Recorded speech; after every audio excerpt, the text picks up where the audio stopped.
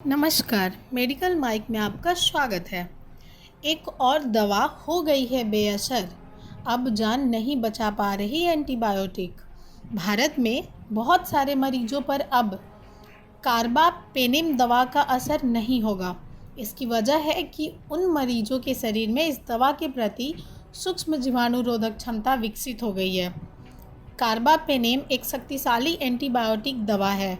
इसे मुख्य रूप से आईसीयू में भर्ती निमोनिया और सेप्टिसिमिया के मरीजों को दिया जाता है। भारतीय आयुर्विज्ञान अनुसंधान परिषद की एक रिपोर्ट में यह जानकारी दी गई है। एंटीबायोटिक के बेअसर को होने को लेकर न तो यह एक इकलौती और पहली खबर है, न ही आखिरी है।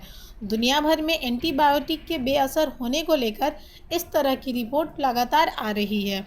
सबसे चिंताजनक बात यह है कि इन दवाओं के बेअसर होने से दुनिया भर में लाखों लोगों की मौत हो रही है। दुनिया भर में 19 लाख लोगों की मौत। साल 2019 में एंटीबायोटिक दवाओं के असर को लेकर एक स्टडी हुई थी। स्टडी में सामने आया था कि उस साल दुनिया भर में 12 लाख लोगों की मौत ऐसे बैक्टीरिया से हुए संक्रमण के कारण हुई जिन पर दवाओं का असर नहीं हुआ। मेडिकल टर्म में दवाओं के असर नहीं करने की स्थिति को एंटीमाइक्रोबियल रेजिस्टेंस कहा जाता है। एंटीबायोटिक का हो रहा धड़ल्ले से इस्तेमाल। दुनिया भर में पिछले कुछ साल में एंटीबायोटिक दवाओं का प्रयोग बेतहाशा बढ़ा है।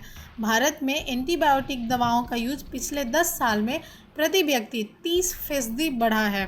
रिपोर्ट के मुताबिक साल 2020 में भारत में 1629 करोड़ एंटीबायोटिक दवाएं बिकी। कोविड की पहली लहर जून 2020 से सितंबर 2020 तक 21 करोड़ 64 लाख डोज अतिरिक्त बेची गई। अधिक प्रयोग के कारण ये एंटीबायोटिक अब बेअसर साबित हो रहे हैं। पहले इलाज हो जाता था, अब हो रही मौत। स्थिति यह है कि अब सामान्य रोग और संक्रमण से लोगों की जान जा रही है। इससे पहले सामान्य रोग से लोगों की जान नहीं जाती थी। 2019 में लॉसेंट में बेअसर हो रही दवाओं को लेकर एक रिपोर्ट छपी थी।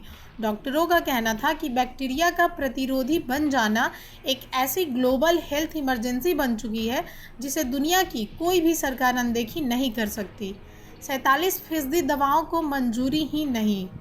हाल ही में एंटीबायोटिक को लेकर चिंताजनक सर्वे आया है। इसमें बताया गया कि भारत के प्राइवेट हेल्थ सेक्टर में साल 2019 में इस्तेमाल की गई 47% से अधिक एंटीबायोटिक दवाओं के लिए केंद्रीय औषधि नियंत्रक की मंजूरी नहीं ली गई थी।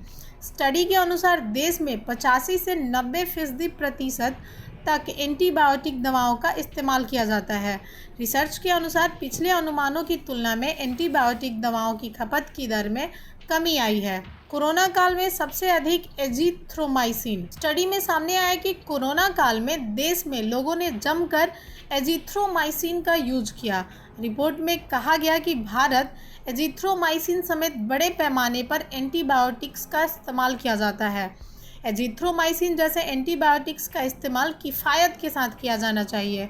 आमतौर पर एजिथ्रोमाइसिन का इस्तेमाल बैक्टीरियल इन्फेक्शन के लिए किया जाता है। इसका इस्तेमाल न्यूमोनिया, कान, फेफड़े, साइनस, स्किन और गले के इन्फेक्शन को ख़त्म करने के लिए किया जाता है। कोरोना काल के दौरान कई राज्य सरकारों ने कोविड के इलाज के प्रोटोकॉल में एजिथ्रोमाइसिन एंटीबायोटिक दवा को रखा था। इस वजह से इसका खूब इस्तेमाल हुआ।